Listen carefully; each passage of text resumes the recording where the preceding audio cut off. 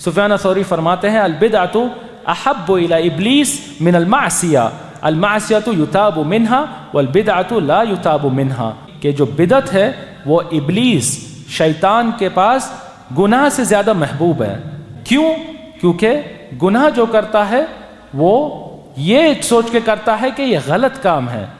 گناہ جو کرتا ہے، شراب پیتا ہے، زنا کرتا ہے وغیرہ، جان کے کہ یہ غلطی ہے، یہ خطا ہے، اور اللہ کا توفیق دے تو وہ توبہ بھی کرتا ہے، یعنی ندامت میں رہتا ہے، اور کبھی توفیق ملے توبہ استغفار بھی اس سے کر لیتا ہے۔ مگر جو بدعت ہے وہ جو شخص کرتا ہے وہ سوچ کے کرتا ہے کہ یہ حق ہے۔ سفیان الثوری اپنے موت کے مرض میں تھے اور فراش پہ لیٹے ہوئے تھے، آخری لمحے تھی، آخری سانسیں، تو آس پاس جو طلبہ حدیث تھے ایک نے ایک حدیث کی روایت کی، ایک حدیث ذکر کی، اس حالت میں بھی اپنے پلنگ کے نیچے ہاتھ ڈال کر کاغذ کا ٹکڑا نکالتے ہیں اور اس حدیث کو لکھتے ہیں۔ اے سفیان، اس حالت میں بھی، وفات کی اس آخری لمحوں میں بھی آپ امام الدنیا میں 60 سال سے آپ حدیث اور علم الحدیث کے مصدر مرجع ہے دنیا میں، تو انہوں نے فرمایا کہ حدیث، ہر حدیث حسن ہے، خیر ہے، زندہ رہوں تو میں نے خیر بھلائی سنی اور اسے لکھا، اور اگر میں مر جاؤں تو میں خیر اور بھلائی پہ مروں گا۔ سفیان الثوری کا اللہ سے دیا کردہ یہ فضل، حافظہ ایسا قوی تھا، ان کے بارے میں خود فرماتے ہیں جو مارکیٹ وغیرہ ہے، سوق ہے، اس سے گزرتا تھا تو میں اپنے کانوں پر ہاتھ رکھ لیتا تھا، اپنے کانوں پر ہاتھ رکھ لیتا تھا کہ جو بھی باتیں سوق میں ہوتی ہے لین دین کی وہ سنتا تو میرے دل میں وہ منقوش ہو جاتی، ایسا ان کا حافظہ تھا۔ ایک مرتبہ کوئی بات سنتے تو وہ محفوظ کر لیتے، تو اپنے حافظے کی حفاظت کے لیے جو وہ گلیوں سے گزرتے تو کان اپنے بند کر کے گزرتے کہ لوگوں کے فضولیات، لین دین کے مسائل، لڑائی جھگڑے، وہ ان کی طرف وہ اپنا ذہن نہ دیں۔ جھر و تعدیل علم کے پہاڑ و جبال ہیں، اور ان کے مختلف اوصاف جو انہوں نے اس کتاب میں ذکر کی، ان کی تقوی، پرہیزگاری، ان کا علم، ان کا اخلاص، ان کا فقہ وغیرہ وغیرہ، جس سے ہم فائدے کچھ استنباط استخراج کر رہے ہیں۔ پہلے ہم نے امام مالک ابن انس رحمہ اللہ کی سوانح پڑھی، پھر کل امام سفیان ابن عیینہ کی سوانح پڑھی۔ آج ہم اپنی تیسری شخصیت سے آغاز کرتے ہیں جو ہے امام سفیان الثوری۔ سفیان الثوری جو اتباع تابعین کے دور میں کوفہ شہر کے سب سے بڑے امام حدیث تھے، محدثین کے سردار تھے، اور ہمیشہ کی طرح ہم ان کی نام، نسبت اور نسب کے ساتھ آغاز کرتے ہیں۔ آپ کی کنیت ابو عبداللہ ہے، ابو عبداللہ، آپ کا نام سفیان اور آپ کے والد کا نام سعید، سفیان ابن سعید ابن مسروق الثوری، اور یہ جو نسبت ہے الثوری، یہ ان کے ایک جد ماجد کی طرف نسبت ہے۔ ان کے آبا اجداد میں سے ایک تھے ثور ابن عبد منات ابن عد ابن طابخہ ابن الیاس ابن مدر ابن نزار ابن معد ابن عدنان، تو یہ ثور کی طرف آپ کی یہ نسبت ہے الثوری، اور آپ کی نسبت امام سفیان الثوری رحمہ اللہ کی نسبت نبی کریم صلی اللہ علیہ وسلم کے ساتھ نسبت کے ساتھ الیاس ابن مدر میں ملتی ہے، یعنی نبی کریم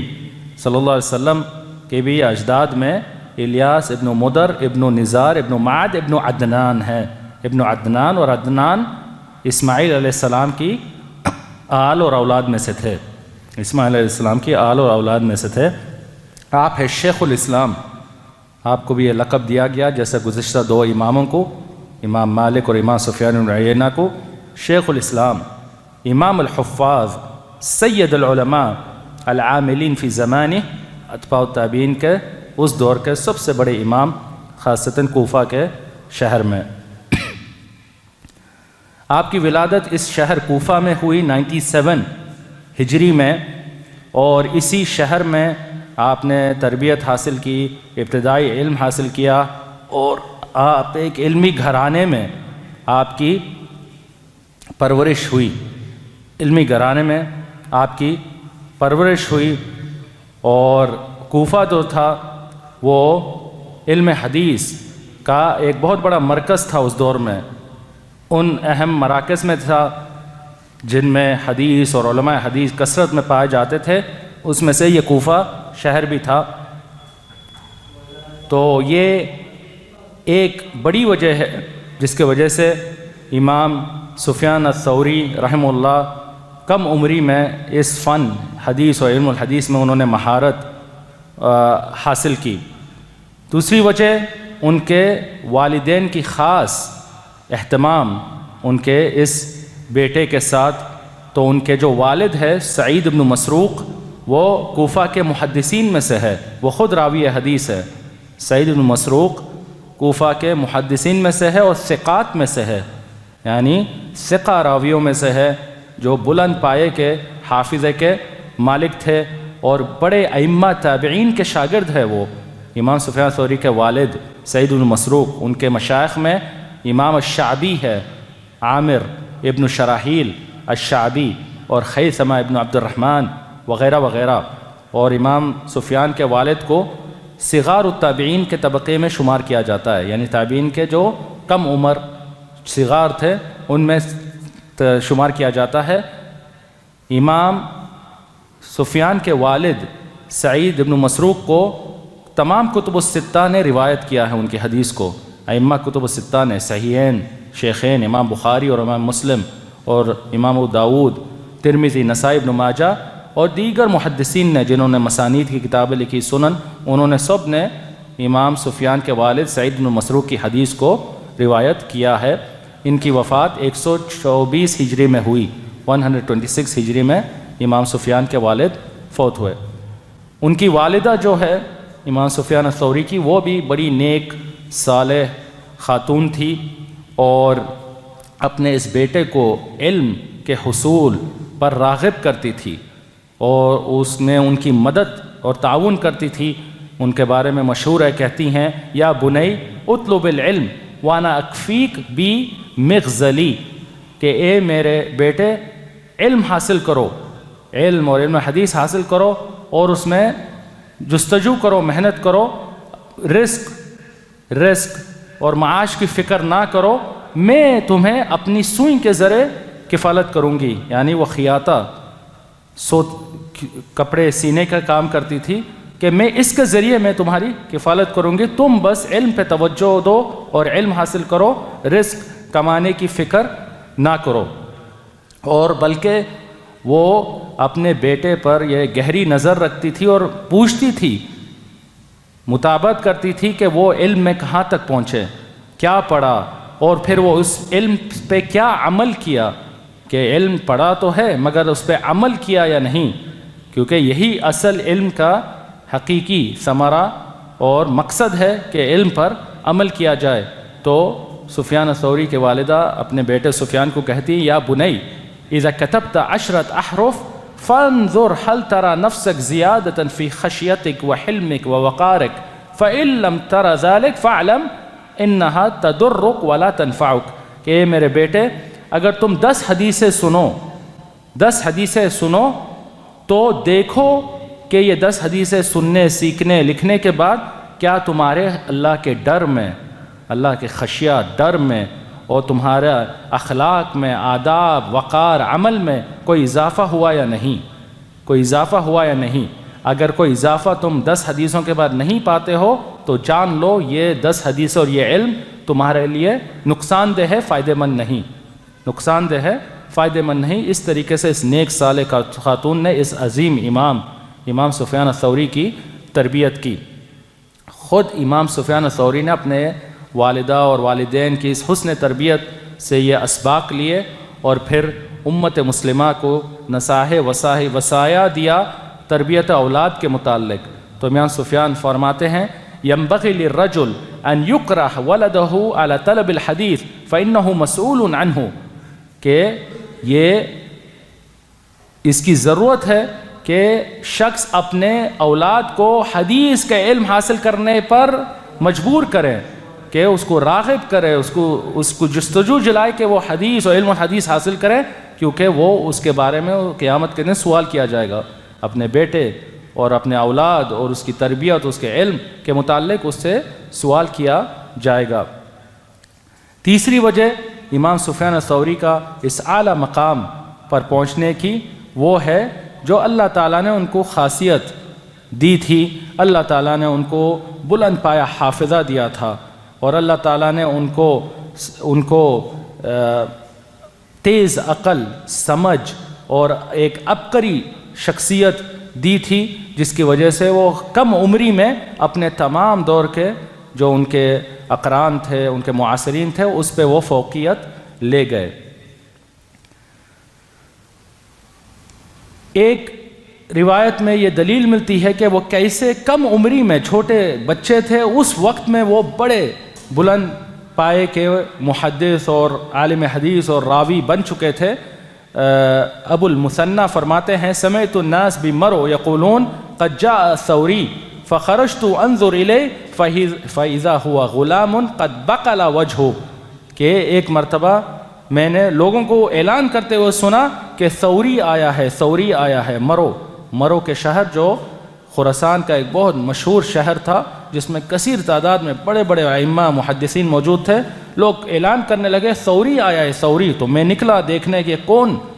ثوری ہے جس کے لیے لوگ انتظار میں ہے۔ تو جب میں نے دیکھا، میں نے سمجھا کوئی بڑی شخصیت، بڑا عالم، بوڑھا، بزرگ وغیرہ، تو میں نے دیکھا کہ چھوٹا سا کم عمر ایک لڑکا ہے جس کی ابھی کچھ بال نکلنا شروع ہے چہرے کے، یعنی ان کی داڑھی بھی ابھی تک نہیں آئی تھی۔ اس عمر میں وہ اتنے بڑے بلند پائے پر علم میں سمندر وہ فائز ہوئے تھے۔ امام سفیان کے بارے میں عبد الرحمن ابن مہدی فرماتے ہیں کہ رأى ابو اسحاق السبعی سفیان الثوری مقبلا فقال وآتیناہ الحکم صبیا، کہ ایک مرتبہ عظیم راوی حدیث ابو اسحاق السبیعی، وہ ان تابعین میں سے ہے جن کے اطراف اسانید گھومتی ہے، وہ 6 تابعین جن کے اطراف اسانید گھومتی ہیں، وہ سفیان الثوری کو ایک مرتبہ آتے ہوئے دیکھے، جو اس وقت کم عمر کے مرحلے میں تھے۔ تو یہ آیت پڑھی دیکھ کر، ان کا علم، وقار، ان کی ہیبت دیکھ کر کہا وَآتَيْنَاهُ الْحُكْمَ صَبِيًّا، یہ آیت پڑھی جو اللہ تعالیٰ نے قرآن مجید میں نازل فرمائی یحییٰ ابن زکریا کے بارے میں علیہم السلام،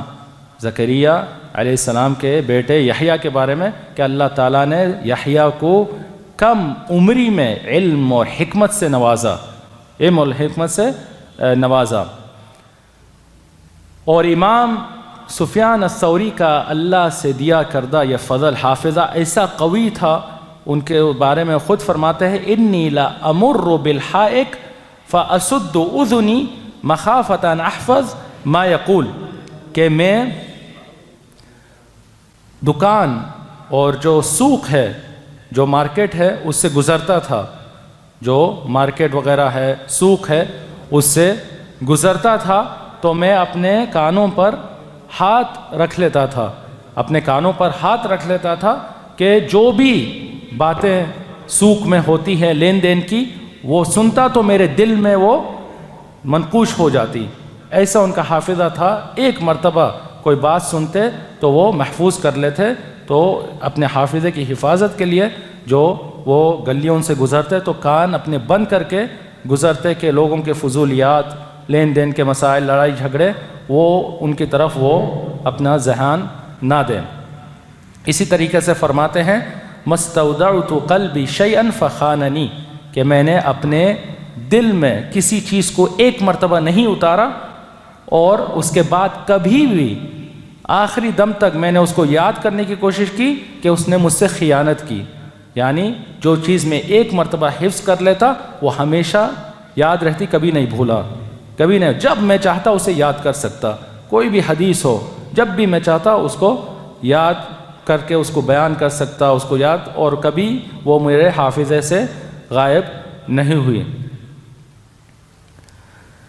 ان کا وسیع علم کے بارے میں سمندر اور ان کے جو محفوظات کی کثرت ہے، کتنے حدیثیں ان کو بزبانی یاد تھی، قوی حافظہ کی دلیل میں ایک عبداللہ بن المبارک رحمہ اللہ کا یہ قول ہے کہ كنت اقعد الى سفیان الثوری فيحدث فاقول ما بقي من علمه شيء الا وقد سمعته ثم اقعده عنده مجلسا آخر فيحدث فاقول ما سمعت من علمه شيئا،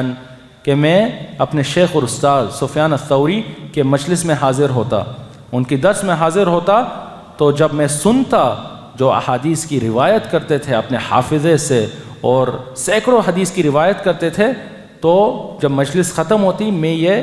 کہتا کہ امام سفیان الثوری کے علم میں اب کوئی حدیث نہیں رہی جو انہوں نے بیان نہیں کی ہو، یعنی ایسا لگتا تھا کہ تمام حدیثیں انہوں نے سنا دی ہے، یعنی اتنی کثرت میں حدیثیں سنائی کہ میں نے کہا کہ اس کے علاوہ اب کوئی حدیث ہی نہیں جو انہیں یاد ہے۔ پھر دوسری مجلس میں آتا تو امام سفیان الثوری دوسرے احادیث اس کثرت میں بیان کرتے، سناتے، روایت کرتے کہ میں یہ کہتا کہ میں نے ان کے علم سے کچھ سنا ہی نہیں، ابھی کچھ حاصل نہیں کیا، یعنی جو اتنا بھی سنا ہے کچھ بھی نہیں، یہ قطرہ ہے ان کے سمندر محفوظات اور علم اور کثرت احادیث میں۔ امام سفیان الثوری کے علم کی رغبت اور جستجو اور قربانیوں کے متعلق مختلف اقوال ہے، واقعات ہے کہ کیسے یہ ائمہ محدثین سلف صالحین علم کے لیے ہر قربانی انہوں نے پیش کی، علم ہی ان کی زندگی کا اڑنا بچھونا تھا، پورا مقصد تھا، علم کا کیا مقام وقار ان کے پاس تھی۔ ایک مرتبہ سفیان الثوری فرمانے لگے لا نزال نتعلم العلم وما وجدنا من يعلمنا، کہ ہم علم کب تک حاصل کرتے رہیں گے؟ جب تک کہ ہم ایسے شخص کو پائیں گے جو ہمیں سکھانے کے لیے تیار اور راضی ہو۔ جب تک ہم پائیں گے کوئی جو ہمیں سکھانے اور ہمیں حدیث روایت کرنے کے لیے تیار ہے، جب تک ہم علم حاصل کرتے رہیں گے، یعنی علم ہم مرتے دم تک نہیں چھوڑیں گے، جب تک ہم پائیں گے کوئی بھی حدیث روایت کر رہا اس تک پہنچیں گے، چاہے کہیں بھی ہو، اس سے حدیث سننے اور یہ علم حاصل کرنے، اور ہم نہیں رکیں گے۔ اسی طریقے سے سفیان الثوری فرماتے ہیں انا فی هذا الحدیث منذ 60 سنہ، کہ میں 60 سال سے علم حدیث حاصل کر رہا ہوں، 60 سال سے حدیث اور علم الحدیث کا علم حاصل کر رہا ہوں۔ یہ ان کی قربانی، رغبت، جستجو تھی علم کے متعلق آخری دم تک۔ سلف صالحین یہ امام الدنیا تھے اس دور میں، اپنے دور میں ان سے بڑا کوئی محدث عالم کوفہ میں نہیں تھا، اس کے باوجود مرتے دم تک علم حاصل کرتے رہے۔ آج کی طرح نہیں، 60 سال سے دور کی بات، کوئی 6 دن اگر بیٹھ جائے جیسا یہ دورہ ہے تو سمجھتا ہے اس نے سارا علم کا احاطہ کر لیا، سب جان لیا، اس کے بعد اس کو علم کی کوئی ضرورت ہی نہیں ہے۔ 60 سال میں یہ ائمہ علم حاصل کرتے رہے، بلکہ وفات تک آخری لحظوں میں، آخری اپنے سانسوں میں بھی ان کو علم کی فکر تھی،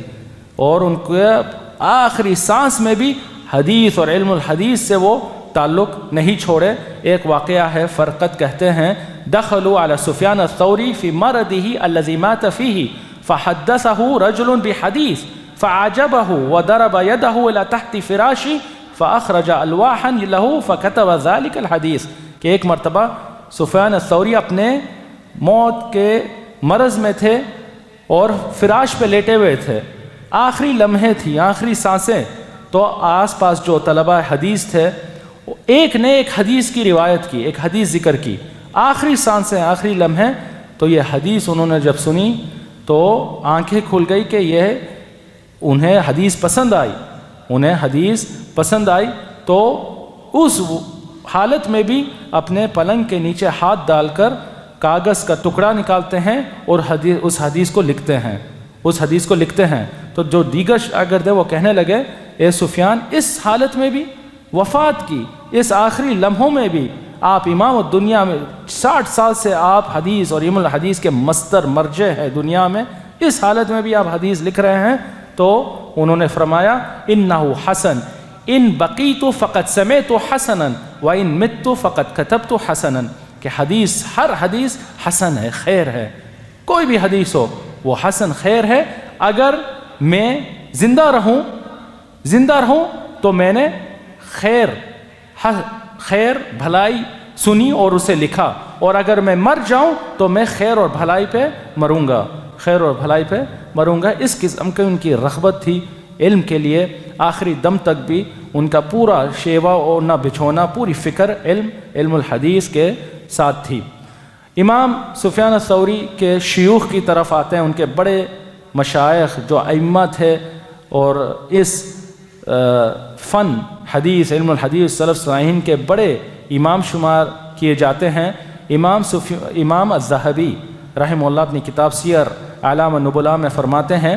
یقال ان عدد شیوخہ 600 شیخ وکبارہم الذین حدثوہ عن ابی ہریرہ وجریر بن عبداللہ وابن عباس وامثالہم۔ کہا جاتا ہے، علماء کہتے ہیں کہ امام سفیان الثوری کے 600 سے زائد مشائخ تھے، 600 سے زائد شیوخ مشائخ سے انہوں نے علم حاصل کیا، حدیثیں سنی۔ ان میں جو بڑے ان کے مشائخ ہیں وہ براہ راست صحابہ سے روایت کرتے ہیں، ان کے جو بڑے مشائخ ہیں وہ تابعین کے ائمہ تھے جو بڑے بڑے صحابہ سے روایت کرتے ہیں، جس میں ابو ہریرہ رضی اللہ عنہ ہے، جریر ابن عبداللہ ابن عباس اور دیگر صحابہ ہیں، یعنی یہ صحابہ کے کبار شاگرد تابعین امام سفیان الثوری کے مشائخ اور شیوخ ہیں۔ امام سفیان الثوری کے مشہور بڑے مشائخ میں سے ہیں حبیب ابن ابی ثابت اور سلمہ ابن کہیل اور زیاد ابن علاقہ اور عمر ابن مرہ اور محمد المنکدر، یہ ان کے بعض مشہور مشائخ اور شیوخ میں سے ہے۔ جہاں تک ان کے تلاميذ شاگردوں کی بات ہے تو اس عظیم امام کی طرف دنیا بھر کے طلباء حدیث شاگردوں نے رخ کیا اور رحلہ فی طلب العلم، حدیث کی تلاش کے اسفار کیے اور آپ تک پہنچ کر انہوں نے حدیث سنی۔ بلکہ جیسا پچھلے اماموں کے بارے میں ذکر کیا گیا، بعض امام سفیان الثوری کے یہ عظیم مشائخ شیوخ نے بھی ان سے حدیث روایت کی ہے کہ انہیں کوئی اور چارہ نہیں ملا کہ اس عظیم ان کے شاگرد جس نے کثیر یہ احادیث کو جمع کیا محفوظ، اس کے توسط سے انہوں نے بعض حدیثیں سنی اور انہوں نے روایت کیا۔ تو ان بڑے ان کے تلاميذ شاگردوں میں الاعمش سلیمان بن مہران الاعمش ہے، اور الاوزاعی اور مسعر ابن کدام اور شعبہ ابن الحجاج ہیں۔ یہ ان کے شیوخ کے طبقے کے لوگ ہیں، ان کے مشائخ ہیں یا ان کے اقران، ان کے دور کے ہم اثر لوگ ہیں، بڑے ائمہ، یہ سب ان کے شاگرد ہیں، سب نے ان سے حدیث سنی۔ اور جو مشہور بات کے شاگرد ہیں اس میں امام مالک ابن انس اور زہیر ابن معاویہ اور دیگر جیسے بڑے ائمہ ہیں۔ امام سفیان الثوری کے بھائی المبارک ابن سعید ابن مسروق الثوری وہ فرماتے ہیں، رأيت عاصم ابن ابي النجود وكان شيخا جليلا يجي إلى سفيان الثوري يستفتي ويقول يا سفيان أتيتنا صغيرا وأتينك كبيرا، کہ یہ عظیم راوی حدیث عاصم بن ابی النجود، اور ان کا ذکر کل بھی ہوا کہ یہ عاصم ابن بہدلہ ہے جو اپنے والد کی کنیت سے مشہور ہے، عاصم بن ابی النجود جو مشہور قاری قرآن ہے، حدیث کے ساتھ قراءت کے بھی امام ہیں۔ ان کی 7 قراءت میں سے مشہور قراءت ہے قراءت عاصم، جن کی 2 روایتیں ہیں، روایت حفص اور شعبہ عن عاصم، حفص عن عاصم، یہ روایت ہے جو تقریباً دنیا مسلمانوں کے پاس مشہور ہے، جس کی روایت سے ہم ہندوستان میں بھی قرآن پڑھتے ہیں، روایت حفص عن عاصم۔ تو یہ عظیم قاری حافظ محدث عاصم بن ابی النجود جو امام سفیان الثوری کے شیوخ کے طبقے کے ہیں، وہ سفیان الثوری کے پاس آتے ہیں مسائل پوچھنے کے لیے اور کہتے ہیں کہ اے سفیان، آپ چھوٹی کم عمری میں ہمارے حلقوں میں آتے تھے، آپ چھوٹی کم عمری میں ہمارے حلقوں میں آتے تھے، اور ہم آپ کے بڑے ہونے کے بعد آپ کے حلقوں میں آ رہے ہیں، یعنی کم عمری میں آپ ہمارے پاس علم حاصل کرنے آتے تھے، اب آپ کے عمر پانے کے بعد ہم آپ سے علم حاصل کرنے آ رہے ہیں۔ اور ان کے اور شاگردوں کا اگر ذکر کریں، صرف ائمہ پہ اکتفا کریں تو وہ ان کی بلند پایا مقام کے لیے کافی ہے۔ ان میں عبد الرحمن ابن مہدی ہیں، عبداللہ ابن المبارک، ابو اسحاق الفزاری، سفیان ابن عیینہ جیسے عظیم محدثین ائمہ سب ان کے شاگرد ہیں، اور بعض کے سوانح ہم نے اس دورے میں ذکر کی ہیں، بعض انشاءاللہ اگلے اس دورے میں یا دورات میں آئیں گی۔ اس کے بعد آتے ہیں جو محدثین ائمہ کی سفیان الثوری پہ تعریفیں ہیں،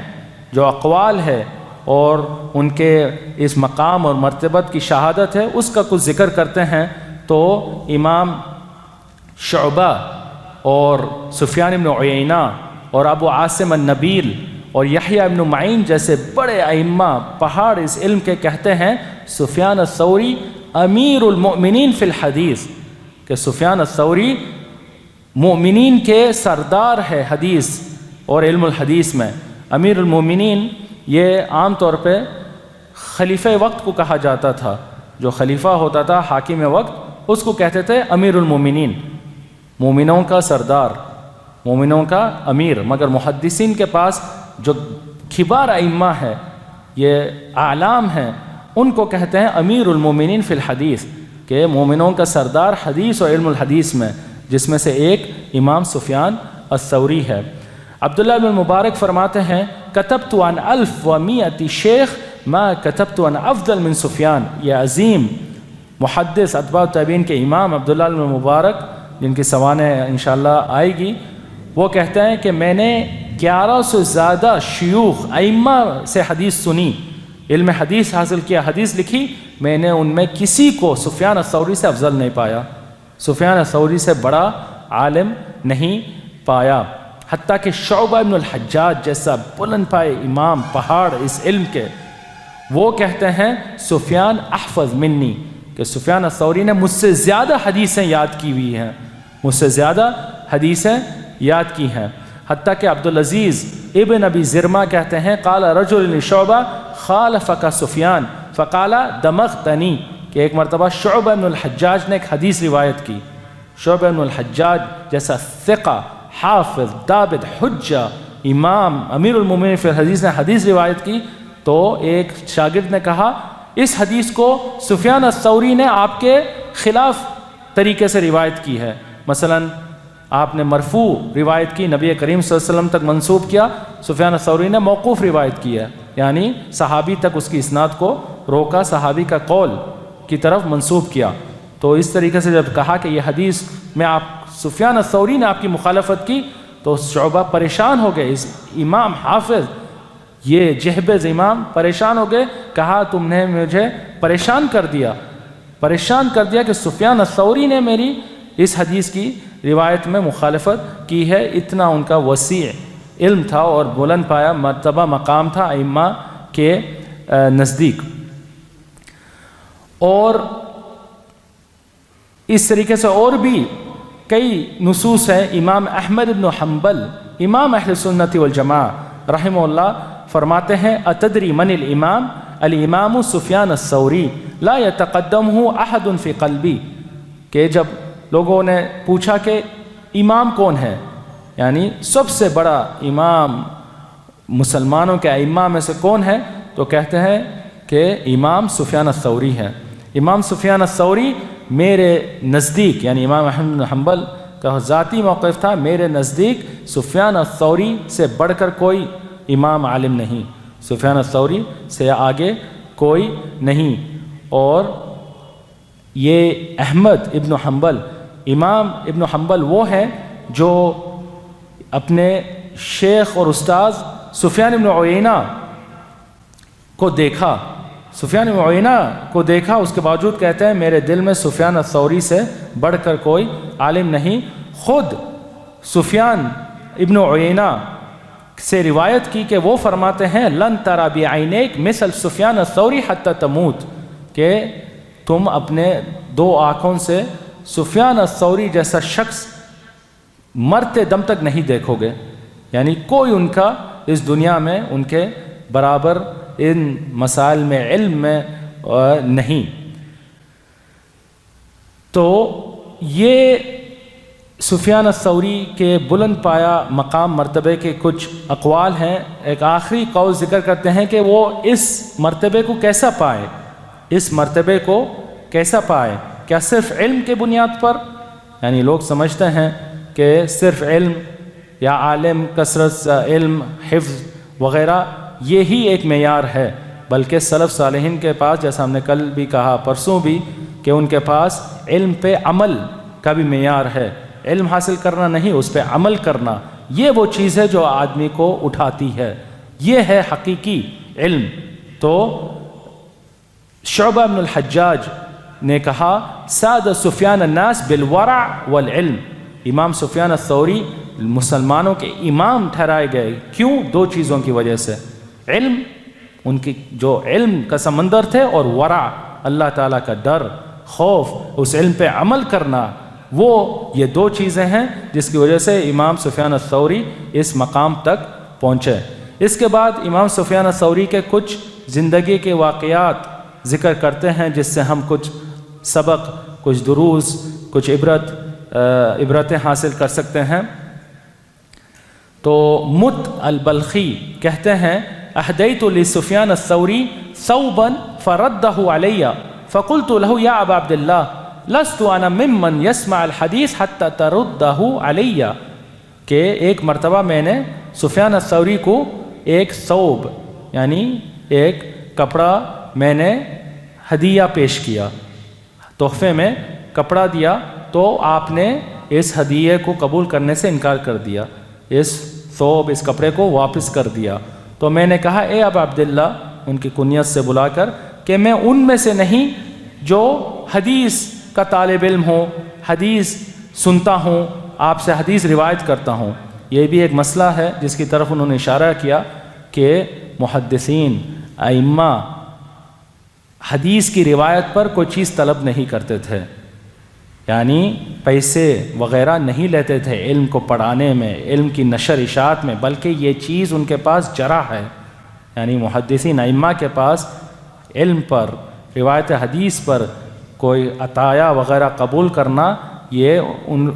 اس راوی کے دیانت کی کمی کی ان کے ماند ہے اور جرح ہے، الا کہ کوئی محتاج ہو، الا کہ کوئی محتاج ہو، حاجت مند ہو، مگر اس کے علاوہ حدیث، روایت الحدیث اور علم پر عوض لینا، معاوضہ لینا، یہ ان کے پاس جرح تھی۔ تو اس نے کہا کہ میں حدیث تو نہیں روایت کرتا ہوں، سنتا ہوں، کہ آپ یہ میرا تحفہ رد کر دیں۔ تو امام سفیان الثوری نے کہا علمت انک لیس ممن یسمع الحدیث ولکن اخوک یسمع منی الحدیث فاخاف ان یلین قلبی لاخیک اکثر مما یلین لغیرہ۔ کہتے ہیں میں جانتا ہوں کہ تم طالب حدیث نہیں ہو، تم علماء، تم طلبہ میں سے نہیں ہو جو حدیث سے سنتے ہو اور روایت کرتے ہو، مگر تمہارا بھائی ہے جو طلبۃ الحدیث میں سے ہے، جو میرے شاگردوں میں سے ہے، تو مجھے ڈر ہے کہ تمہارا یہ تحفہ قبول کرنے سے میرا دل اس کی طرف مائل ہوگا، میرا دل تمہارے بھائی کی طرف مائل ہوگا، اور میں اس سے نرمی سے پیش آؤں گا دیگر طلباء سے زائد، کہ میں اسے حدیثیں زیادہ سناؤں گا یا زیادہ اہتمام کروں گا دیگر طلباء کے حساب پر، تو میں یہ تحفہ قبول نہیں کر سکتا۔ اسی طریقے سے ان کا ایک واقعہ ہے، قبیصہ کہتے ہیں ما جلست مع سفیان مجلسا الا ذکرت الموت ما رأیت احدا كان اکثر ذکرا للموت منہ، کہ میں نے سفیان الثوری کی کسی مجلس میں شرکت نہیں کی کہ اللہ کہ مجھے موت یاد آ گئی، اللہ کہ مجھے موت یاد آ گئی، میں نے کسی کو نہیں دیکھا، علماء، مشائخ جن سے میں نے علم حاصل کیا، مجالس میں شرکت کی، جو موت کا زیادہ ذکر کرتے تھے سفیان الثوری سے، ہمیشہ موت اور آخرت کی یاد دلاتے تھے، موت اور آخرت کی یاد دلاتے تھے کہ یہی ہر آدمی کا نہایہ ہے، اور ہر کسی کو اللہ تبارک و تعالیٰ کے سامنے حساب کتاب کے لیے کھڑے ہونا ہے۔ علی بن فضیل کہتے ہیں رأیت سفیان الثوری ساجدا حول البیت فطفت 7 اشواط قبل ان يرفع راسہ،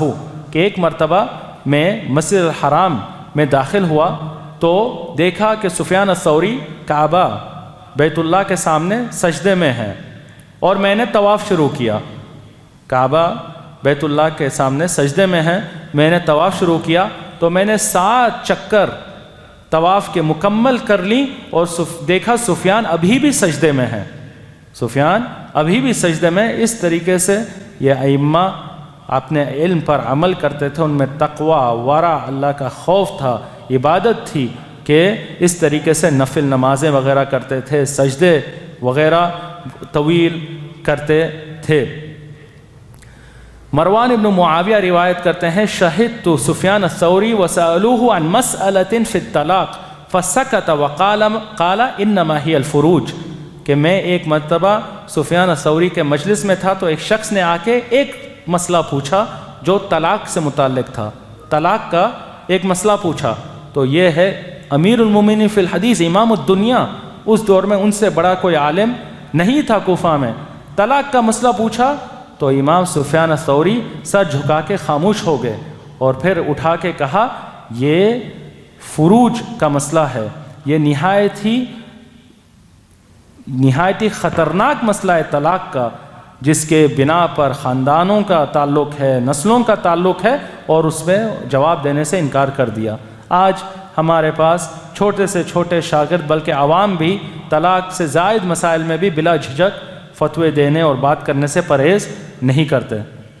ابن اسبات کہتے ہیں، سئل الثوری وهو یشتری عن مسئلہ فقال للسائل دعنی فإن قلبی عند درہمی، کہ ایک مرتبہ سفیان الثوری کسی جگہ کوئی چیز خریدنے گئے تو طلبہ حدیث جب دیکھے پہنچے ان کے ارد گرد اور ان سے سوال کرنے لگے، حدیث کی روایت طلب کرنے لگے کہ وقت سے فائدہ اٹھایا جائے اور اس عالم سے استفادہ کیا جائے۔ تو امام سفیان الثوری ان طلبہ کو روک دیا اور کہا کہ مجھے چھوڑ دو، میرا دل ابھی پیسے اور خریدنے فروخت میں مشغول اور مصروف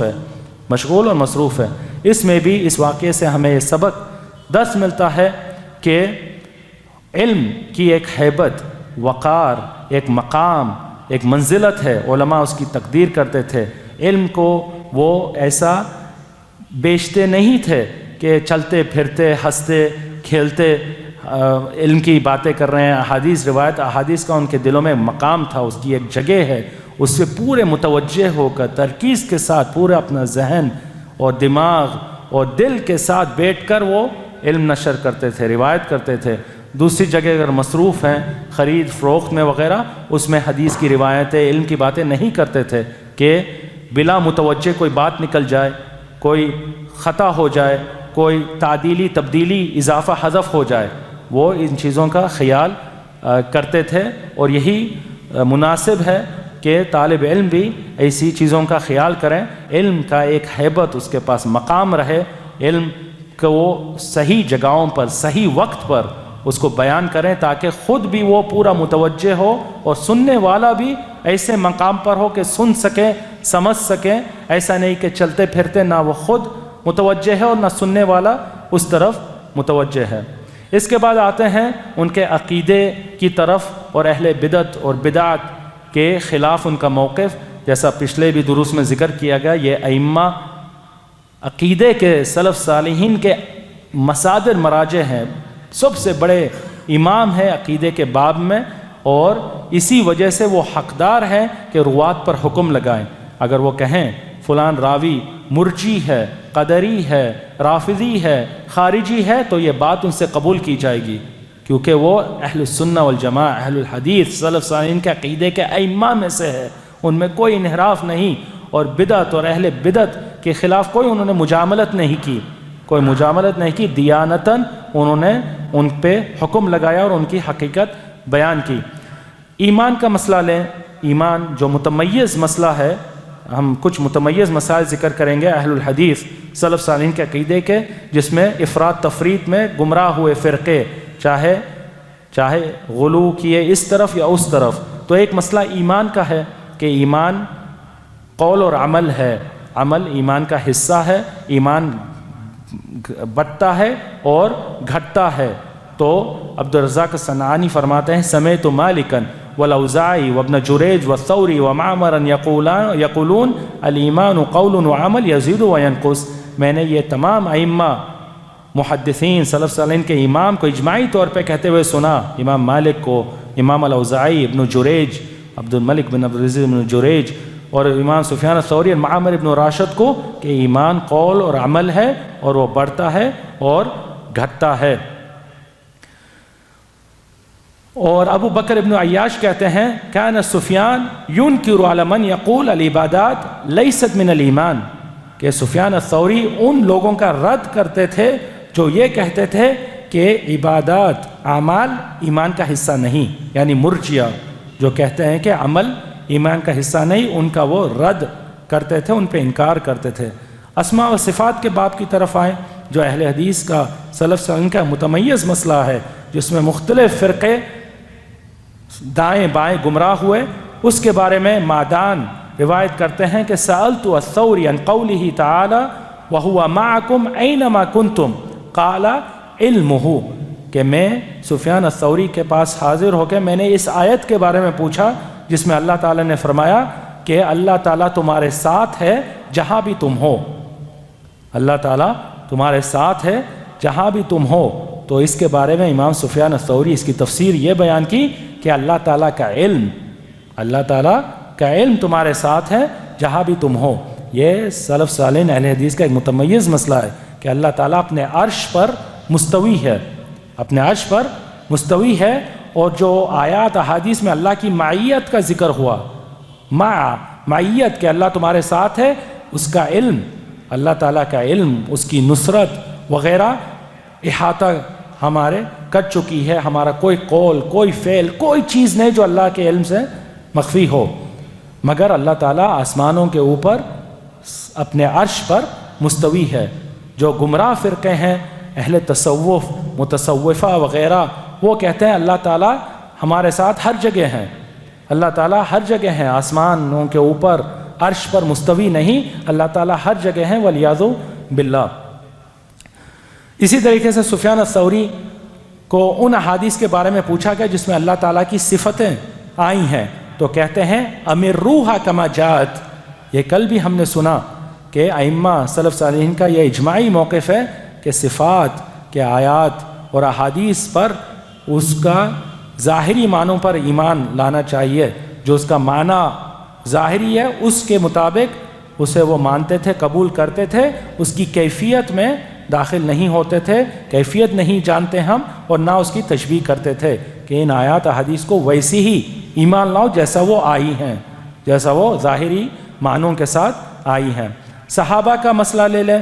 صحابہ کے مسئلے میں بھی گمراہ فرقے نکلے، چاہے رافضہ شیعہ کا فرقہ ہو، نواسب کا فرقہ ہو، خوارج کا فرقہ ہو۔ امام سفیان الثوری اس مسئلے کے بارے میں فرماتے ہیں من قدم علی ابی بکر و عمر احدا فقد ازرا علی 12,000 من اصحاب رسول اللہ صلی اللہ علیہ وسلم توفی عنہم رسول اللہ صلی اللہ علیہ وسلم وهو راد،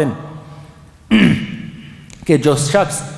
شیخین ابو بکر اور عمر رضی اللہ عنہما پہ کسی اور کو فوقیت دیتا ہے، یعنی رافضہ شیعہ جو علی بن ابی طالب کو ابو بکر اور عمر سے افضل سمجھتے ہیں، بلکہ علی بن ابی طالب میں ربوبیت الوہیت کی صفات، اور علی کو رب اور الہ مانتے ہیں، والعیاذ باللہ۔ کہتے ہیں جو ابو بکر اور عمر پر کسی کو افضلیت فوقیت دی، وہ 12,000 صحابہ کو جھٹلایا، انہوں نے 12,000 صحابہ کی تہمت لگائی، کیونکہ یہ 12,000 وہ تھے جو نبی کریم صلی اللہ علیہ وسلم ان پہ وفات پائے، موجود تھے، ابو بکر کی خلافت ہوئی اور سب نے اجماعی طور پہ ان کے ساتھ دیا، سب کو اجماعی طور پہ انہوں نے ساتھ دیا اور ابو بکر کو اپنا خلیفہ اور افضل صحابہ تصور کیا۔ تو جو شخص ابو بکر عمر پہ کسی اور کو فوقیت دیتا ہے، اس نے ساروں کی تہمت کی۔ تصوف کے بارے میں،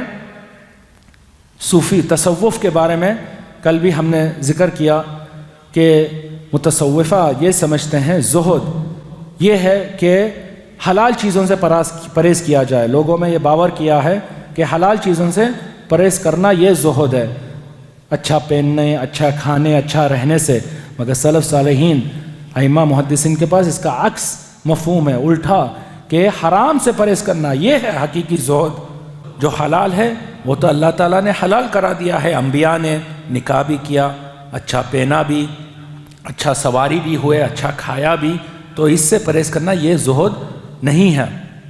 تو سفیان الثوری زہد میں بھی، اللہ کے ڈر میں، خوف میں بھی امام تھے اپنے علم کے ساتھ. اور وہ جو متصوفہ ہے، صوفی ہے، جو کمانا چھوڑ دیتے تھے، یعنی کمانا چھوڑ کر لوگوں پہ اعتماد کرتے تھے، ان کے عطایا، ان کی دین پر، کہ یہ اللہ کا توکل ہے. متصوفہ کے پاس یہ عقیدہ ہے کہ توکل کا معنی یہ ہے کہ عمل چھوڑ دو. توکل کا معنی کیا ہے؟ کہ عمل چھوڑ دو. آدمی مجاور بن کے بیٹھ جائے اور لوگوں سے بھیک منگے، لوگوں سے عطایا طلب کرے، اور یہ توکل کا معنی ہے. یا شدید بھوک تک آ جائے، شدید پیاس کے مرحلے میں آ جائے، یہ ان کا گمراہ کن عقیدہ ہے متصوفہ اور تصوف کا. مگر سفیان الثوری جیسے ائمہ کے پاس صحیح مفہوم زہد کا،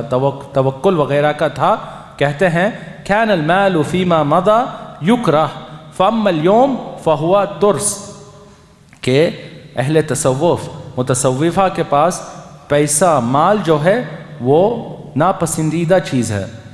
یعنی اس کماتے نہیں، محنت نہیں کرتے، کہتے ہیں ہم اللہ پہ متوکل ہیں. حج کے لیے نکلتے ہیں، کہتے ہیں کہ اللہ تعالیٰ پہ ہم توکل کر رہے ہیں، اور پھر لوگ راستے بھر لوگوں سے بھیک مانگتے رہتے ہیں، لوگوں کے عطایا، اور اس پہ حج کرتے ہیں. تو کہتے ہیں متصوفہ کی یہ سوچ ہے کہ پیسہ، مال، غنیمت یہ مکروہ چیز ہے، مگر حقیقت میں جو مال غنیمت ہے یہ ترس ہے. ترس یعنی ترس اس کو کہتے ہیں جو فوجی کوئی چیز کو پکڑتا ہے، لوہے وغیرہ کا، جس سے ویر وغیرہ کی اپنی حفاظت کرتا ہے، اپنی حفاظت کرتا ہے. تو مال غنیمت اپنی نفس، عزت کی حفاظت کرنے کا ایک سبب ہے کہ آدمی کسی کا محتاج نہ ہو، کسی کے سامنے ہاتھ نہ پھیلائے، ذلیل نہ کرے اپنے آپ کو، خود محنت کرے، پیسہ کمائے، کسی پہ وہ معتمد اعتماد نہ کریں. اللہ تعالیٰ ہی اس کو اس طریقے سے مستغنی کریں. سفیان الثوری رحمہ اللہ کے یہ بھی ایک قول مروی ہے، لا ان اخلف 10,000 درہم احاسب علیہا احب الی من ان احتاج الی الناس. اتنا عظیم قول ہے. اگر لوگ یہ سمجھیں اس باب میں کتنے مسلمان ہیں جو غلط مفاہیم کے شکار ہیں. کہتے ہیں کہ میں اس حال میں مروں کہ میں 10,000 درہم، جو بہت بڑی رقم تھی اس دور میں، 10,000 درہم چھوڑ جاؤں جس پہ اللہ تعالیٰ میرا حساب کتاب لے گا. یعنی وہ مال جو کہاں سے کمایا ہے، کہاں خرچ ہوا ہے، اللہ تعالیٰ بے شک حساب کتاب لے گا. 10,000 درہم میں چھوڑ جاؤں جس پہ اللہ تعالیٰ میرا حساب کتاب لے، یہ مجھے زیادہ پسند ہے کہ میں کسی کے سامنے اپنی حاجت بیان کروں، محتاج ہوں، کہ میں کام چھوڑ دوں، محنت چھوڑ دوں، لوگوں کے عطایا اور دین اور محتاج ان کا بن جاؤں. 10,000 درہم چھوڑ کے جاؤں، یہ مجھے زیادہ محبوب ہے جس پہ میرا حساب کتاب ہو کہ میں کسی کے سامنے اپنے ہاتھ کو پھیلاؤں. امام سفیان الثوری اچھا کھاتے تھے اور اس کے ذریعے اپنے علم کے حصول کے لیے اور اللہ کی عبادت کے لیے تقویت طلب کرتے تھے. اچھا کھا کر کہ صحت عافیت کے ساتھ علم حاصل کریں اور عبادت کریں. آدمی جو نہیں کھائے گا تو ظاہر بات ہے کمزور پڑے گا، ممکن ہے بیماریوں میں بھی ملوث ہوگا، نہ وہ علم حاصل کر سکے گا، نہ وہ عبادت کر سکے گا، نہ کوئی کام کر سکے گا. تو وہ اچھا کھاتے تھے، پیتے تھے، اس کے ذریعے عبادت پر، علم پر تقویت حاصل کرتے تھے. امام عبدالرزاق الصنعانی رحمہ اللہ فرماتے ہیں، لما قدم سفیان علینا طبخت له قدر سکباج فاکل ثم اتیته بزیب الطائف فاکل، کہ ایک مرتبہ سفیان الثوری ہمارے پاس آئے. امام عبدالرزاق الصنعانی یمن کے امام تھے اپنے دور کے. صنعانی یہ نسبت ہے صنعاء کی طرف جو یمن ملک کی راجدھانی ہے. تو کہتے ہیں ایک مرتبہ سفیان الثوری ہمارے طرف آئے یمن، تو میرے ضیافت پر نازل ہوئے تو میں نے ان کے لیے سکباج پکایا. سکباج وہ ایک خاص لذیذ قسم کا گوشت ہوتا تھا جو خل یعنی سرکے میں پکایا جاتا ہے، لذیذ قسم کا گوشت سرکے میں. تو امام سفیان الثوری خوب کھائے. اس کے بعد امام عبدالرزاق صنعانی کہتے ہیں میں ان کے پاس زبیب الطائف لے کے آیا. زبیب یعنی کشمش طائف کی. طائف شہر جو مکہ سے جنوب میں ہے، اس کی کشمش مشہور ہے، اعلیٰ نوعیت کی کشمش ہے. وہ لے کے آیا تو وہ بھی خوب کھائے. اس کے بعد کیا، یہ نہیں کہ پیٹ بھرا اور سو گئے، اپنی پیٹ کی حاجت پوری کی اور بیٹھ گئے. نہیں، کہا یا عبدالرزاق اعلف الحمار وقدہ، کہ اے عبدالرزاق صنعانی کہ اب گدھے کا پیٹ بھر گیا ہے تو اسے اور مشقت طلب کرنے کی ضرورت ہے. یہ ایک عربی میں محاورہ ہے. عربی میں عرب کہتے ہیں اعلف الحمار وقدہ، یعنی جو شخص کا کھانا بڑھتا ہے، پیٹ بڑھتا ہے، غذا بڑھتی ہے، تو اس پہ یہ لازمی ہے کہ اس کا عمل بھی بڑھے. یعنی جب اب کھا لیا ہے تو اب وہ عبادت میں لگ گئے، عبادت میں محنت کرنے میں تقویت مل گئی عبادت میں. ثم قام یصلی حتی الصباح، عبدالرزاق صنعانی کہتے ہیں یہ کھانے کے بعد، پیٹ بھر کھانے کے بعد وہ کھڑے ہوئے قیام اللیل میں اور صبح تک قیام اللیل ادا کی. انہوں نے صبح تک قیام اللیل ادا کی. اسی طریقے سے زہد کے بارے میں یہ قاعدہ انہوں نے دیا، کہتے ہیں لیس الزہد باکل الغلیظ ولبس الخشن ولکنہ قصر العمل وارتقاب الموت. زہد یہ نہیں کہ کوئی گندا کھانا کھائے، یعنی غلیظ قسم کا کھانا کھائے، یا جو گندے کپڑے ہیں وہ پہنے، گندے پھٹے ہوئے میلے کپڑے پہنے جیسا متصوفہ صوفیوں کا طریقہ. یہ زہد نہیں. حقیقی زہد کیا ہے کہ موت کو ہمیشہ ذہن میں رکھنا، موت کے لیے ہمیشہ تیار رہنا، اعمال کے ذریعے، نیک صالح کردار کے ذریعے ہمیشہ موت کو ذہن میں رکھنا، اس کے لیے ہمہ وقت تیار رہنا. لمبی امیدیں، لمبی سوچ، لمبی دنیاوی معاملات میں اپنا وقت ضائع نہیں کرنا کہ موت کبھی بھی کسی بھی لمحے آ سکتی ہے. اس کے لیے ہمیشہ تیار رہنا اللہ تعالیٰ کی بارگاہ میں کھڑے ہونے کے لیے.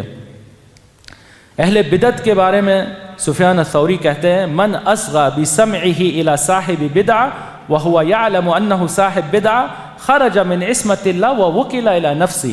جو شخص اپنے کان کو کسی بدعتی کی طرف دیتا ہے، یعنی بدعتی کی کوئی بات سنتا ہے اور وہ جانتا ہے کہ یہ بدعتی ہے، یہ غلط عقیدے پر ہے، غلط منہج پر ہے، تو وہ اللہ تعالیٰ کی پناہ سے نکل گیا اور اپنے طرف وہ چھوڑ دیا گیا. جو بدعتی اہل بدعت کی باتیں سنتا ہے وہ اپنی طرف چھوڑ دیا گیا. ممکن ہے، عین ممکن ہے کہ یہ بدعت کی باتیں اس پہ تاثر کر کے وہ بھی اس راستے پر والعیاذ باللہ چل پڑے، متاثر ہو جائے. آدمی اہل بدعت سے مخالطہ، ان کی بات سننے سے پرہیز کریں تاکہ اللہ تعالیٰ کی حفاظت میں رہیں. یہی سلف صالحین کا منہج ہے. سفیان الثوری رحمہ اللہ فرماتے ہیں من سمع من مبتدع لم ينفعه اللہ بما سمع. جو شخص کسی بدعتی سے جا کے کوئی بات سیکھتا ہے، کوئی بات سنتا ہے، کوئی علم حاصل کرتا ہے، اللہ تعالیٰ اس علم سے فائدہ نہیں پہنچاتا.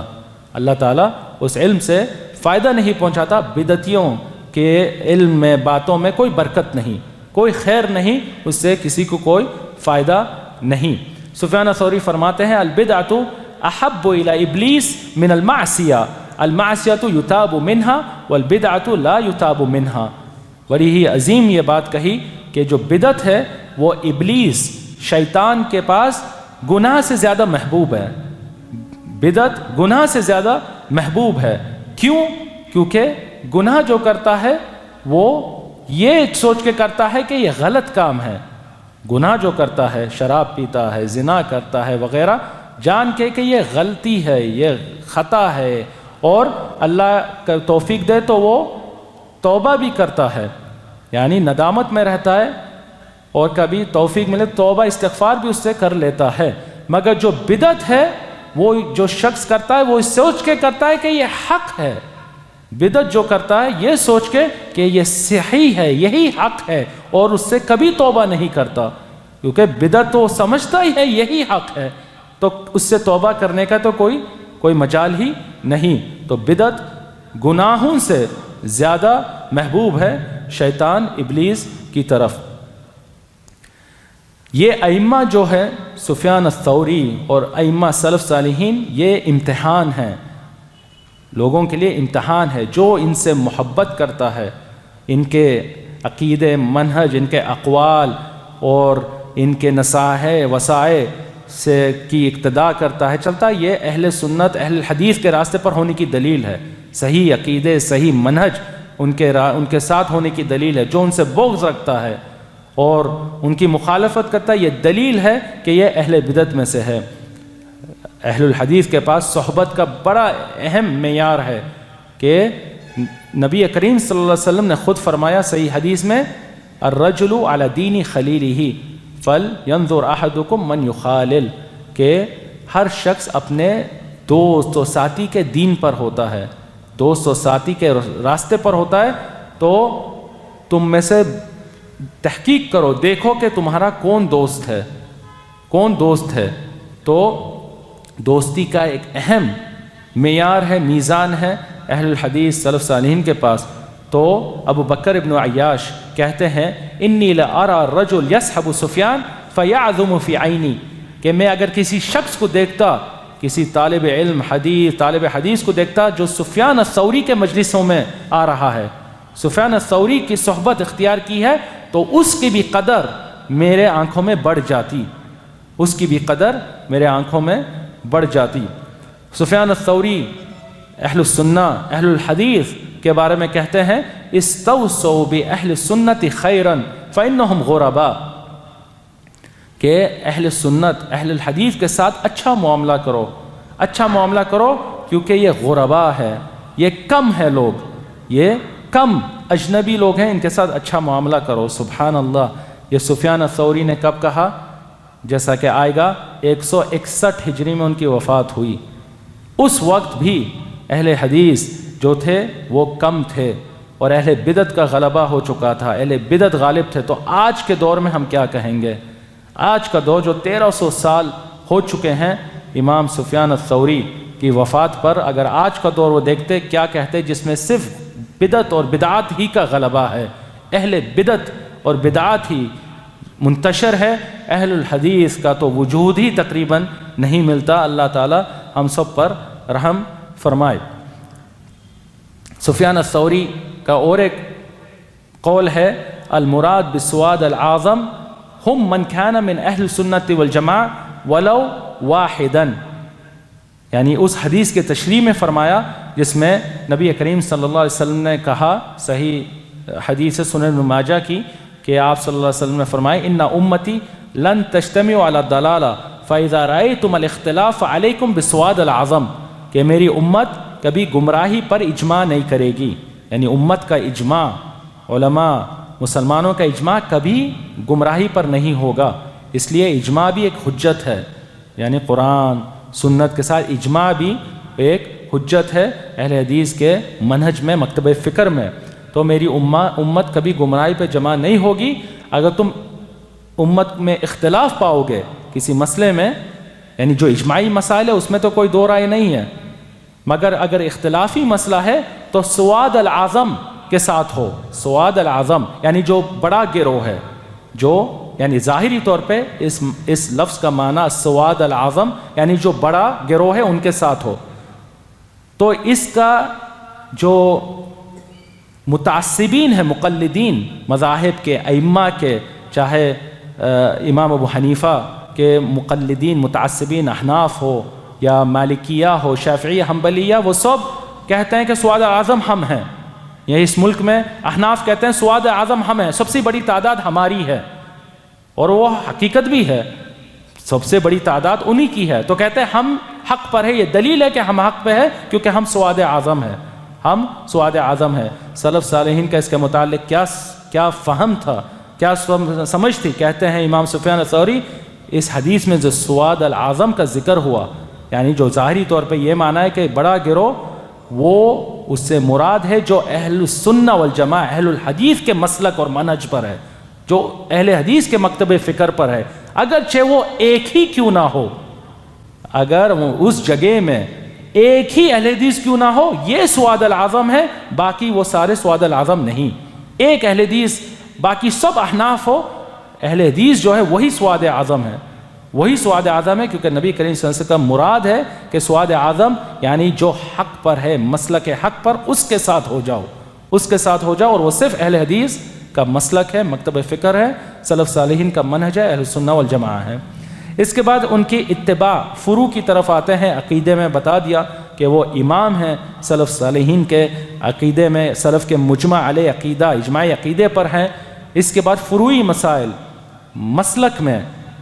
مسلک میں، فروع میں، فقہ میں ان کا کیا مذہب تھا، کیا منہج تھا، کیا مسلک، اس میں بھی وہ اہل حدیث مسلک پہ تھے. اس کے بڑے ائمہ میں شمار کیے جاتے ہیں جو صرف عمل بالحدیث اور اتباع دلیل کے منہج پر تھے. کسی کی طرف تعصب، تقلید، جمود، ائمہ مذاہب کی طرف ان کا کوئی انتساب نہیں تھا، صرف عمل بالحدیث، اتباع دلیل ان کا منہج تھا، جو اہل حدیث کا مکتب فکر منہج ہے. امام الشافعی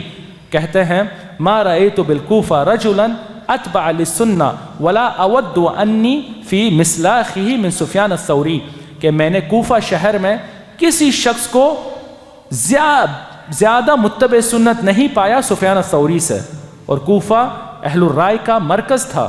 اہل الرائے احناف کا مرکز تھا، کیونکہ وہاں پر ان کے سب سے بڑے امام ابو حنیفہ رحمہ اللہ رہے ہیں، کوفی تھے، تو اہل الرائے کا مرکز تھا. تو کہتے ہیں کوفہ میں ان سے بڑا اتباع دلیل، متبع حدیث، عمل بالحدیث کے امام میں نے کوفہ میں سفیان الثوری سے نہیں پایا. اور میں کسی کے بارے میں یہ خواہش نہیں کرتا، امام شافعی جیسے امام فرما رہے ہیں، کسی کے بارے میں یہ خواہش نہیں کرتا کہ میں اس کے راستے پر، اس کی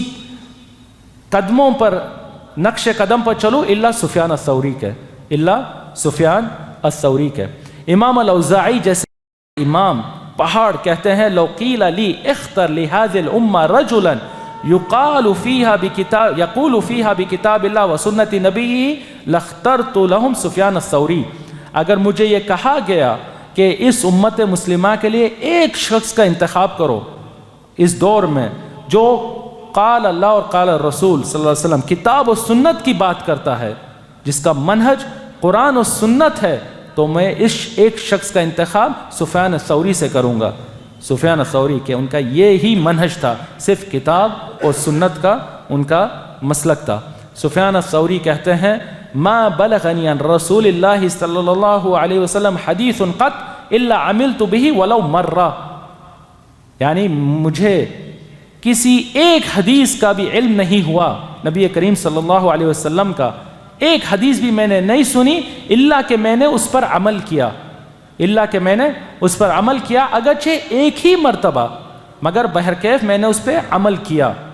یہ تھا ان کا منہج عمل بالحدیث کا، جو الحمدللہ اہل حدیث کا شیوا ہے. کوئی حدیث انہیں نہیں ملتی صحیح سند کے ساتھ، صحیح حدیث، الا کہ وہ اس کے قائل ہیں کہ حدیث کے مطابق ان کا عمل ہے، ان کا موقف ہے اور ان کا مسلک ہے. امام سفیان الثوری حتیٰ کہتے ہیں ينبغي للرجل ان لا يحك رأسه الا بأثر، یعنی حدیث کی اتباع میں ان کا اتنی رغبت اور ان کی محبت تھی، کہتے ہیں کہ یہ چاہیے کہ کوئی اپنا سر بھی نہ کھجائے الا کہ اس کے پاس حدیث سے کوئی دلیل ہو. سر بھی کھجانے کی اثر حدیث سے کوئی دلیل ہو، جیسا حدیث میں آیا ہے نبی کریم صلی اللہ علیہ وسلم سر کھجاتے تھے. کلی کے درس میں ایک حدیث ذکر ہوئی جس نے سون اور سوراخ سے نبی کریم صلی اللہ علیہ وسلم کے گھر میں آنکھ ڈالا اور دیکھا کہ آپ کنگھے سے سر کر رہے ہیں، بال اور کھجا رہے ہیں، تو کھجائے بھی نہیں کوئی الا کہ اس کے پاس حدیث سے کوئی دلیل ہو، حدیث پہ اس کا عمل ہو۔ امام سفیان الثوری سے کہا گیا الی متى تطلب الحدیث فقال وأي خیر انا فی خیر من الحدیث فاسیر الی ان الحدیث خیر علوم الدنیا۔ امام سفیان الثوری جو امام الدنیا محدثین کے امام تھے اس دور میں، دیکھا کہ ابھی بھی حدیث کا علم حاصل کر رہے ہیں، ابھی بھی حدیثیں سن رہے ہیں، سیکھ رہے ہیں، تو طلباء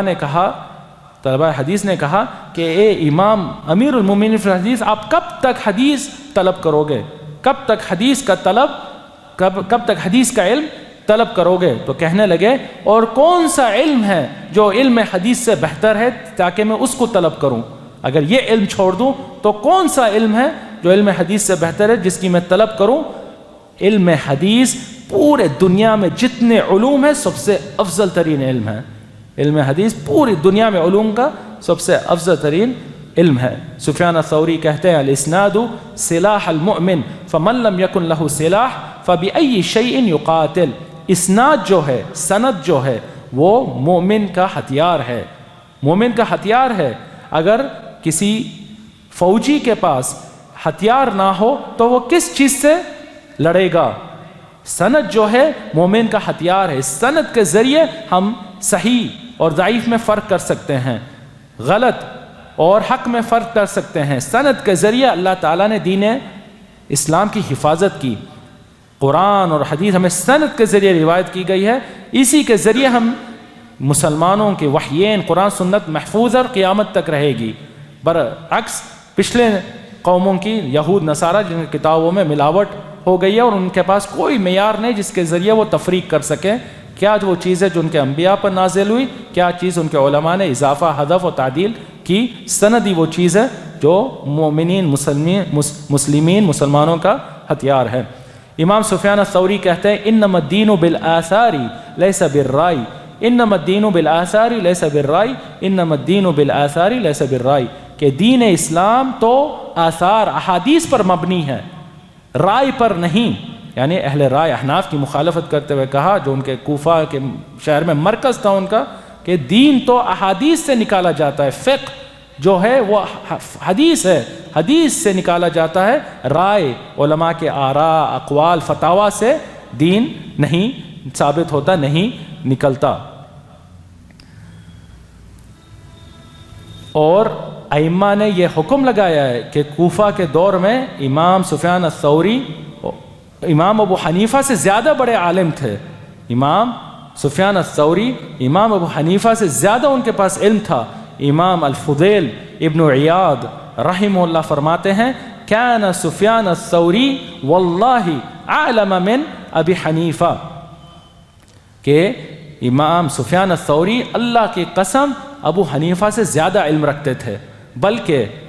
بلکہ ابو حنیفہ امام ابو حنیفہ امام سفیان الثوری کے شاگردوں میں سے ہے۔ انہوں نے آ کر اس عظیم امام سے حدیثیں سنی، ان کے شاگردوں میں شمار ہوتا ہے، اگرچہ امام ابو حنیفہ ان سے پہلے فوت ہوئے، ان سے بڑے تھے، مگر سفیان الثوری کے علم ان سے زائد تھا، ان سے آ کے وہ حدیثیں سنتے تھے۔ اس طریقے سے امام سفیان ابن عیینہ فرماتے ہیں ما رأیت رجلا اعلم بالحلال والحرام من سفیان، میں نے کسی عالم کو حلال اور حرام احکام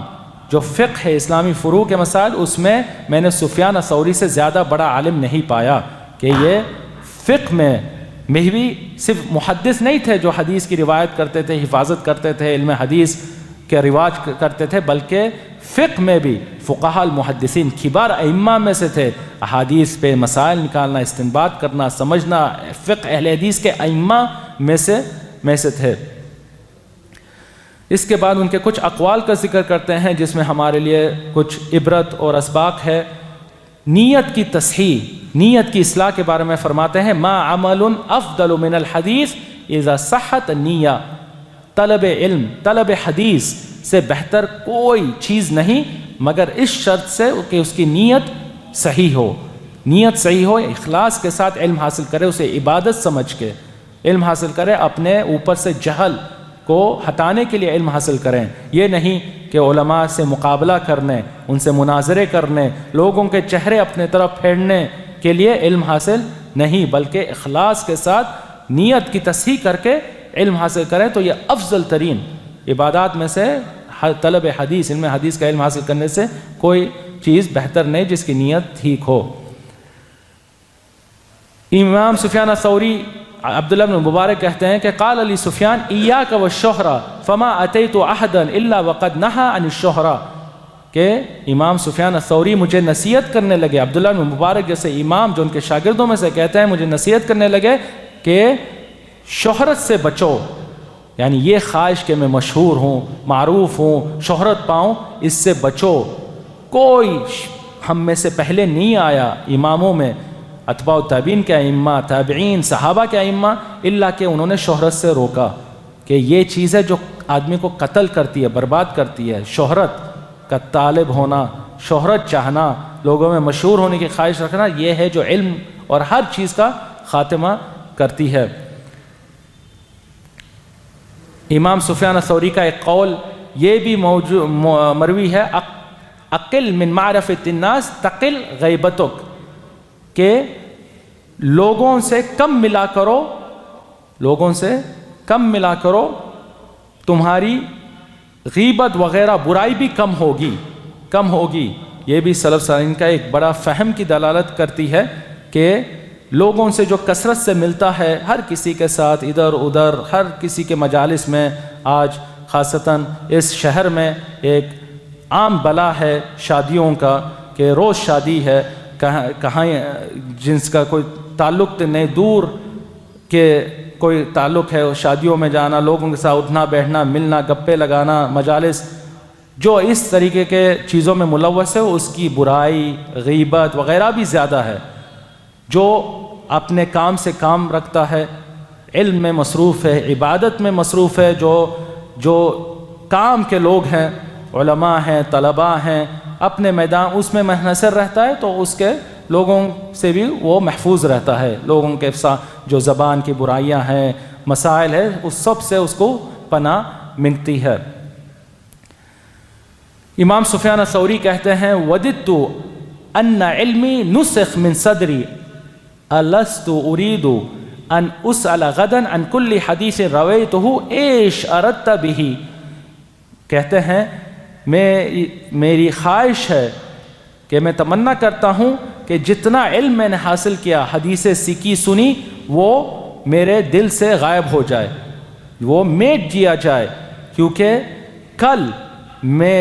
اللہ رب العالمین کے سامنے جب کھڑا ہوں گا تو مجھے ہر حدیث کے بارے میں حساب دینا پڑے گا کہ تم نے یہ حدیث سنی تھی، تم نے اس کے ساتھ کیا کیا، اس پہ کیا عمل کیا، حدیث جانی سنی، اس پہ تمہارا عمل کیا رہا. تو جو علم میں اضافہ کرتا ہے، اپنے حدیث سنتا ہے، اس پہ حجت قائم ہوتی ہے، اس کا تقاضا ہے کہ اس پہ عمل کریں. علم ضروری ہے کہ علم عمل کی طرف لے کے جائے. امام سفیان الثوری کہتے ہیں، عجیب مقولہ ہے، کہتے ہیں ما اخاف علی شیء ان یدخلنی النار الا الحدیث. کہنے لگے کہ میں کسی چیز سے زیادہ نہیں ڈرتا جو مجھے جہنم تک پہنچائے گی الا حدیث، الا علم حدیث، الا علم حدیث. اور کہتے تھے من یزدد علما یزدد وجعا ولو لم اعلم كان ایسر لحزنی. جو علم میں اضافہ کرتا ہے وہ پریشانی میں اپنی اضافہ کرتا ہے. جو علم میں اضافہ کرتا ہے پریشانی میں اضافہ کرتا ہے. اگر میں نہیں سنتا، نہیں جانتا، نہیں سیکھتا تو میری پریشانی ہلکی ہوتی. جاننے کے بعد پریشانی بڑھ گئی کہ اس پہ عمل کہاں ہے، اس کا عمل کہاں ہے. امام یحییٰ ابن سعید القطان کہتے ہیں ما رأیت رجلا افضل من سفیان لولا الحدیث كان يصلي ما بين الظهر والعصر وبين المغرب والعشاء فاذا سمع مذاکرة الحدیث ترك الصلاة وجاء. کہتے ہیں کہ میں نے کسی عالم کو سفیان الثوری سے افضل نہیں پایا اگر حدیث اور علم الحدیث نہیں ہوتی تو وہ نفل نمازوں میں مصروف رہتے، نفل نمازوں میں ظہر اور عصر کے بیچ، مغرب عشاء کے بیچ. مگر اگر کوئی حدیث کی مجلس ہوتی، حدیث کی مجالس ہوتی، مذاکرہ مراجعہ ہوتا، تو وہ نفل نمازیں چھوڑ کے حدیث کی مجالس میں شرکت کرتے. یہ بھی اس سے یہ فائدہ ملتا ہے کہ علم جو ہے، اور یہ سلف کے پاس اس بات کا اجماع ہے کہ علم جو ہے وہ افضل ترین اعمال میں سے ہے واجبات کے بعد. جو اللہ تعالیٰ نے فرائض واجبات نازل کیے ہیں، 5 وقت نماز وغیرہ وغیرہ، فرائض کے بعد نفل میں سب سے افضل ترین عمل عبادت علم کا حاصل کرنا ہے. نماز نفل نمازوں سے افضل ہے، نفل روزوں سے افضل ہے، نفل عبادت سب سے افضل ترین عمل علم کا حاصل کرنا، اور علم میں سب سے افضل ترین علم الحدیث ہے. کیوں؟ کیونکہ جو نفلی عبادتیں ہیں، نماز، نفلی نمازیں، نفلی روزے وغیرہ، یہ آدمی کے حد تک منحصر ہے. جو شخص نفل نماز پڑھ رہا ہے وہ اس کو اس کا فائدہ ہو رہا ہے، جو روزہ رکھ رہا ہے نفل اس کو فائدہ ہو رہا ہے، نفل عمرہ کر رہا ہے، نفل حج اس کو فائدہ ہو رہا ہے. مگر جو علم حاصل کرتا ہے اس کا فائدہ دوسروں تک پہنچتا ہے، خود فائدہ اٹھاتا ہے، سکھاتا ہے، علم نشر کرتا ہے، دوسروں کو فائدہ ہوتا ہے. تو اس لیے علم افضل ترین عبادات اعمال میں سے ہیں فرائض واجبات کے بعد. امام سفیان الثوری اور ایک مقولہ کہتے ہیں، انی لا ارى المنکر فلا اتکلم اکاد ابول دما. اگر میں کوئی منکر چیز دیکھتا، کوئی غلط چیز دیکھتا، اور اگر میں اس کے بارے میں بولتا نہیں، اس کی اصلاح نہیں کر سکتا، اگر میں اس کا انکار اور منکر نہیں کرتا، تو میں ایسا بیمار پڑتا کہ میں پیشاب میں خون بھی میرے آنے لگتا، فکر ہو کر، اس کے پریشان ہو کر کہ میں نے منکر دیکھا اور اس کا انکار نہیں کیا، میں نے منکر دیکھ کر میں نے اس کو روکا نہیں، اس کی اصلاح نہیں فرمائی. امام سفیان الثوری کا اور ایک قول ہے، کہتے ہیں، من سر بالدنیا نزع خوف الآخرہ من قلبہ، کہ جو شخص دنیا کے جو ملذات ہے، دنیا کی چمک دھمک ہے، اگر اس سے خوش ہو جائے، اس پہ ہی اکتفا کر لے، مطمئن ہو جائے، تو آخرت میں جو نعیم ہیں اس کی لذت اس کے دل سے چھین لی جاتی ہے. ایک مرتبہ ایک شخص نے کہا سفیان الثوری کو، اوصنی، اے امام سفیان الثوری مجھے وصیت کیجئے. تو آپ نے یہ وصیت کی، اعمل للدنیا بقدر بقائک فیہا وللآخرۃ بقدر مقامک فیہا، کہ دنیا میں اتنا کام کرو، دنیا کے کاموں میں سے اتنا کام کرو جتنی تمہاری دنیا میں مدت ہے، جتنی تمہاری دنیا میں مدت ہے، جو زندگی ہے اس کے مطابق دنیا کے کام کرو، اور آخرت کے لیے اتنا کام کرو جتنے تمہاری آخرت میں مدت ہے، جو لامحدود ہے، جو ابدی زندگی ہے، جس کا کوئی حد نہیں. اس کے بعد ختم کرتے ہیں اس عظیم امام کی وفات کا ذکر. آپ کی وفات بصرہ شہر میں ہوئی. کوفہ سے سفر، رحلہ حدیث اور علم الحدیث کی طلب، اس کی روایت، اس کو پڑھانا سکھانے میں آپ دنیا بھر کی آپ نے سیر کی. بصرہ پہنچے تو آپ کی بصرہ میں اچانک وفات ہو گئی. بصرہ شہر، عراق کے اس مشہور شہر میں اچانک وفات ہوئی، اور اچانک آپ کا جنازہ نکالا گیا، اور رات میں آپ کا جنازہ طے ہوا. اس کے باوجود کثیر تعداد میں لوگوں نے شرکت کی. اس امام کا مقام، مرتبہ، کثیر تعداد میں لوگوں نے شرکت کی. اور عبد الرحمن ابن عبد الملک ابن ابجر الکوفی نے ان کی جنازے کی نماز پڑھائی. عبد الرحمن ابن عبد الملک ابن ابجر الکوفی، اور یہ خود سفیان الثوری نے وصیت کی تھی کہ میری جنازے کی نماز وفات پر یہ شخص پڑھائے، کیونکہ یہ متقین ائمہ میں سے تھے، جو بڑے ہی نیک صالح لوگوں میں سے تھے. اور آپ کی وفات شعبان کے مہینے میں ہوئی، اور 161 ہجری میں، 161 ہجری میں، ہم نے فرمایا وہ 97 ہجری میں ان کی ولادت ہوئی، 161 میں فوت ہوئے، یعنی انہوں نے 65 سال زندگی پائی، 65 ایئر کی زندگی پائی. دمرہ کہتے ہیں کہ نظر حماد بن زید الی سفیان الثوری مسجن بثوب على السرير فقال يا سفيان لست أغبطك اليوم بكثرة الحديث انما اغبطك بعمل صالح قدمته. کہ حماد بن زید سفیان الثوری، حماد بن زید بصرہ کے ائمہ میں سے تھے، تو جب سفیان الثوری کی وفات ہوئی وہ بصرہ میں موجود تھے، تو جب پہنچے تو ان کی لاش کو دیکھا، امام سفیان الثوری کی لاش کو دیکھا جو کپڑے پہ دھبی ہوئی تھی پلنگ پر، تو کہنے لگے اے سفیان، مجھے تم پر اس لیے مجھے حسد نہیں آ رہا ہے کہ تم نے جو حدیث و علم الحدیث میں مہارت حاصل کی اور جو کثیر احادیث تم نے حفظ کیا اور روایت کی، اس میں مجھے تم پر حسد نہیں آ رہا، مجھے حسد اس پر آ رہا ہے کہ تم نے جو حدیثوں پہ یہ عمل کیا، یہ عمل جو عمل الصالح تم نے انجام دیا، اس پہ حسد آ رہا ہے کہ کاش ہم بھی ویسا عمل کرتے. فرحمہ اللہ رحمتا واسعہ وعزاہ عنا وعن المسلمین خیر الجزاء. اس سے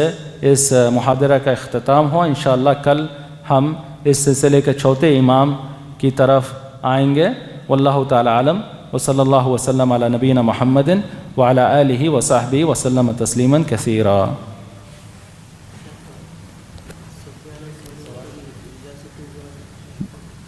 جی کس سے؟ ارجا سفیان الثوری یا ابو حنیفہ؟ امام سفیان الثوری تو سلف صالحین کے ائمہ میں سے ہے. عقیدے کے ہر باب میں، ایمان کے باب میں آپ نے ابھی سنا، ان کا موحد وہی اجماعی عقیدہ ہے جو سلف کا ہے کہ ایمان قول اور عمل ہے، چھوٹتا ہے گھٹتا ہے. امام ابو حنیفہ کا عقیدہ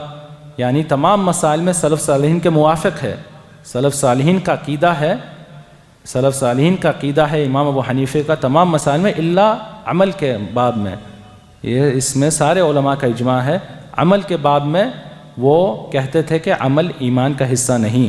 تو اس سے انہوں نے ارجاء کی موافقت کی، اور اس لیے ان کے پیروکار جو ہے وہ مرجعۃ الفقہاء کہا جاتے ہیں. احناف جو ہے کثیر آپ کو عقیدے کی کتابوں میں جو سلف صالحین کے اوائل کتابیں ہیں 200 سن ہجری 300 سن ہجری 400 سن ہجری، آپ کو یہ اصطلاح ملے گی مرجعۃ الفقہاء، یعنی جو فقہاء تھے ان میں جو مرجیہ ہیں وہ احناف کو کہتے ہیں، کیونکہ ان کا یہ عقیدہ ہے کہ عمل ایمان کا حصہ نہیں. جی